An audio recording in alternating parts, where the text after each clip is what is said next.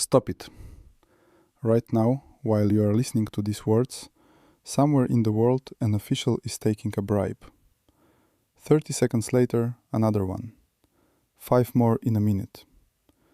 In the time it takes you to listen to this issue to the end, corruption will steal more money from humanity than it costs to build 10 hospitals. And do you know what the scariest thing is? This has been going on for 5,000 years, and we're still losing. Today I will tell you 3 stories. 3 stories separated by thousands of years, but they all end the same way, with blood, betrayal, and an empty treasury. And then you will understand why corruption is invincible. Or is it not? 24th century BC. The Sumerian city-state of Lagash. Imagine. You are standing in the central square of the ancient city. The sun is baking. The crowd is silent. On the square there is a huge statue of a bull, cast from copper. There's a furnace inside it, red hot. King Uruinimgin found another official who took bribes, and now this man is being pushed inside the copper bull, alive. Do you think this has stopped the corruption? No. A year after the execution, venality among the lower officials increased even more. People just became more careful. We've learned how to hide our tracks.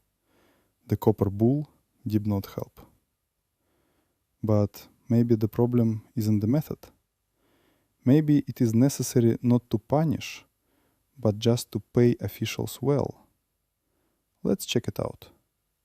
22nd century BC, ancient Egypt, the city of Heracleopolis. The old pharaoh is dying. Before he dies, he gives instructions to his son. Exalt your nobles so that they act according to your laws. The one who is rich in his house is not biased. He is the lord of things and has no need. It sounds logical, doesn't it? If an official is rich, why would he steal? If he has everything, why take bribes? The young pharaoh obeyed his father. He paid his governors handsomely. He gave them lands, slaves, and gold. And do you know what happened? 200 years later, the Egyptian Empire, which had conquered the entire Middle East, collapsed. Why? Because the rich provincial governors simply redirected taxes to their personal coffers. They didn't have enough of what the pharaoh gave them. They wanted more. Greed has no limits. The copper bull did not help. High salaries did not help. Could it be that it was too long ago? Maybe things are different in the modern world, with cameras, computers, and bank controls. Let's check it out. 2010 years. The People's Republic of China.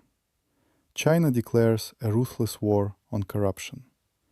In 10 years, more than 10,000 officials have been sentenced to death.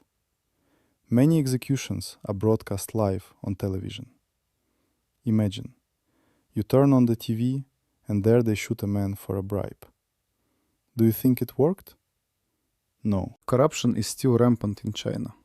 She just became even more secretive. Officials have learned how to use cryptocurrencies, offshore companies, and front persons. Technology has not helped. So what's the deal? Why has humanity been fighting corruption for 5,000 years and losing by a score of 0 to 1? Why don't executions, high salaries, and technology work? The answer is not hidden in the laws. The answer lies in the very nature of power. Listen carefully.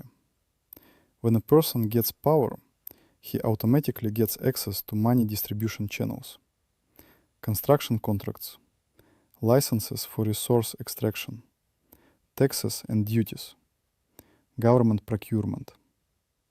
It's like putting a hungry person in front of a table with food and telling him, "Don't eat, you're just looking here." He can handle the first day. It will hold up for the second day. On the third day, the hand will reach for the plate by itself. What's the big deal? One spoonful. No one will notice. They'll notice, but not immediately. And now he's already taking a second spoonful, the third one, then a whole plate. The impunity of the first step awakens the appetite. Do you know what the most paradoxical thing is? Very often, yesterday's fighter against corruption becomes a corrupt official himself. Example: the 18th century, Russia, the reign of Peter the Great. After years of investigation, Siberian governor Gagarin was convicted and hanged on charges of corruption. The biggest corrupt official of his time. Who exposed him? Chief Fiscal Officer Nesterov, a man whose job it is to catch bribe takers. 3 years have passed. The same Nesterov who imprisoned Gagarin was quartered for corruption. He took bribes. A lot. For years. The hunter became the prey. And where are you in this story? Do you think this is about some distant officials? About kings, pharaohs, and governors? No. It's about you. Every time you give a doctor for his attentiveness, every time you pay a traffic cop not to issue a fine, every time you arrange an exam with a teacher, you are part of the system. How much does it cost you personally? Studies have shown that the average Russian family spends about 30,000 rubles a year on bribes. That's 5 months of utility bills, or 20 trips to the cinema with the whole family, or a new refrigerator every 3 years. You're paying for someone else's greed. It is impossible to calculate the damage a corrupt society causes to the family budget. You're paying for something that should be free. Education, medicine, a fair trial, honest police. According to the Constitution, all this is guaranteed, is free. But in reality, you have to pay everywhere. And this is not money for the state. This is money in the pocket of a particular official. Is there a solution? I'm going to upset you. No. More precisely, there is no simple solution. Corruption has existed for as long as human civilization has existed. She develops with us. She's smarter than we think. But there is good news. The struggle continues. There are exceptions. Singapore, 1950s, one of the most corrupt countries in Asia. Lee Kuan Yew comes to power. He does 3 things. First, raises salaries of officials to the level of top managers of private companies. Second, introduces draconian punishments, a minimum of 10 years in prison for a $50 bribe. The third, and the most important thing, he plants his own. He starts with his own party. His close friend was the first to be arrested. 20 years later, Singapore has become one of the least corrupt countries in the world. How did he do it? He showed that the law works for everyone. No exceptions. Special anti-corruption courts are being set up right now. The presumption of guilt is being introduced for officials. Yes, that's right. Prove that you did not take a bribe. Full confiscation of property is being implemented. All calculations are converted to digital format where every cent is tracked. Armies of auditors compare the incomes of officials with their expenses. We're losing the battle, but we haven't lost the war yet. What's next? In the next issues, I will tell you about the most notorious corruption scandals in history, amounts that make your head spin, about ingenious criminal schemes that have been working for decades, about how ordinary people defeated corruption in their countries. Spoiler alert, it's possible. And about what exactly you can do right now. But most importantly, you'll learn the stories, people's stories. Because corruption is not about money. It's about people who choose between conscience and comfort. Do you want to know how to deal with this?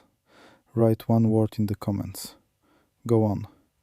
If I see 1,000 such comments, the next issue will be about specific methods, not about theory, about the practice. What to do if a bribe is being extorted from you, where to call, how to collect evidence, how to protect yourself. One comment, one instruction. We're losing the battle, but we are not giving up. See you in the next issue.